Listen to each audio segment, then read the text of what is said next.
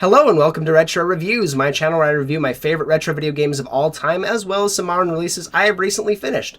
And today I want to talk about a Super Nintendo game that I really enjoyed back in the day, that I finally got to replay recently. It didn't take me super long, it's not a long game by any sorts, but I remember really having some fond memories of playing this game.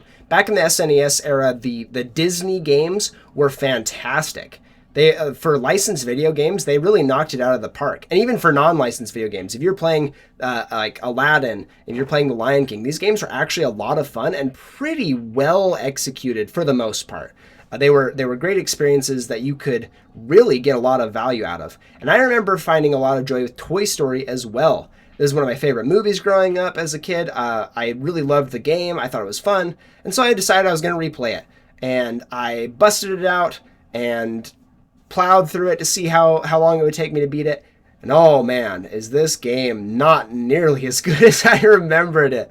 First and foremost, this game has some of the worst hitboxes I've ever seen. Woody's hurtbox is super ambiguous. It never feels like it's very fair.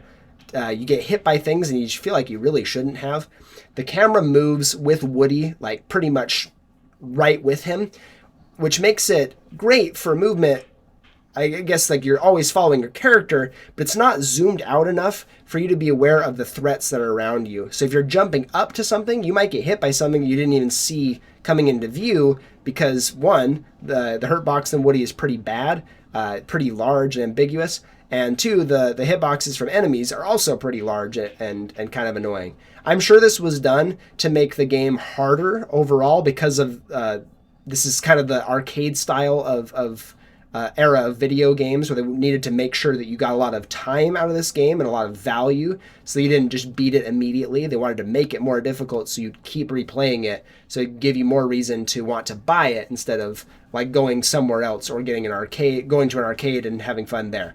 Man, it just doesn't feel super good. It's really easy to take damage in this game. It doesn't feel great to control. Some of the mechanics aren't really well fleshed out, like grabbing onto things and jumping off of them can both be difficult. Woody has a little he throws his string out from behind him to attack, but also to lasso onto things.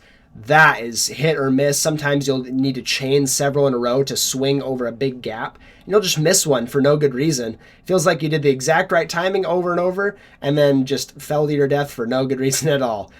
The life system is pretty unforgiving. You don't have a whole lot of lives. You can find some strewn throughout the game, but it's really difficult to find extra lives or restock your health. Anything like that, you can die pretty easily in this game. So aside from that, the level design is also pretty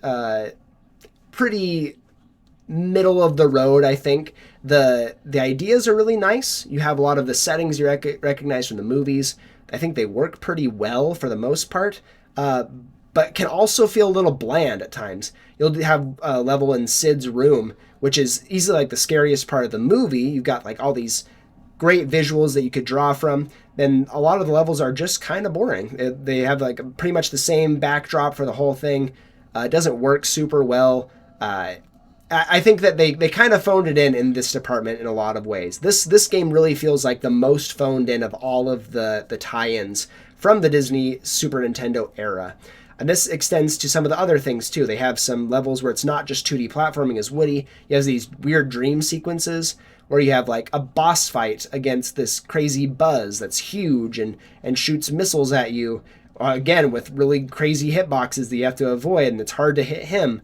You have other ones where you play as RC and you have to pick up batteries while also traveling this little I think these levels are actually well designed. They have really cool environments. It's like blocks building up, kind of like a Mario Kart track. You have to follow around to get more batteries to make sure you don't run out, so you don't have to start over.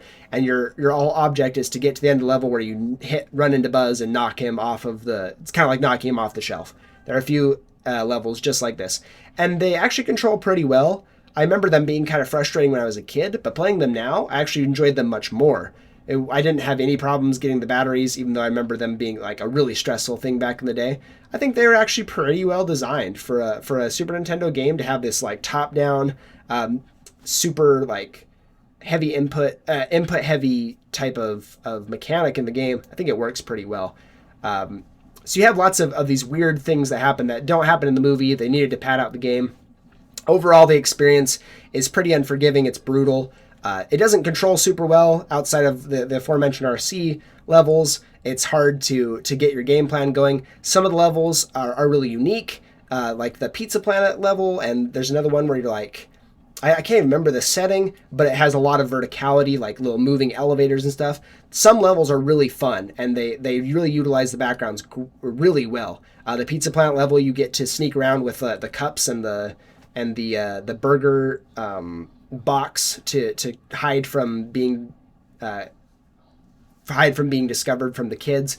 And if you stop moving, the kids will run by you and won't knock you over or damage you at all. But if you're moving while they do it, you take damage or you lose the level. Those are kind of fun. There are also vehicle sections in this game that are awful. They're not fun in the slightest. They have the worst hitboxes ever. You have the smallest amount of error to try and navigate in this game. Pretty egregious. So overall, this game, it was fun to revisit. This is one of those times where I really felt like the rose-tinted glasses, I was definitely wearing them for this game, because this game is a brutal, unforgiving experience that's really not that fun overall. It's not that fun to finish. It's not that fun to find secrets. Some of the things are a little bit fun, but mostly it's just a frustrating experience because of bad hitboxes and, let's just face it, poor design. So I'm going to give Toy Story for the Super Nintendo a bronze rank. Thank you so much for watching, and I will see you on the next one.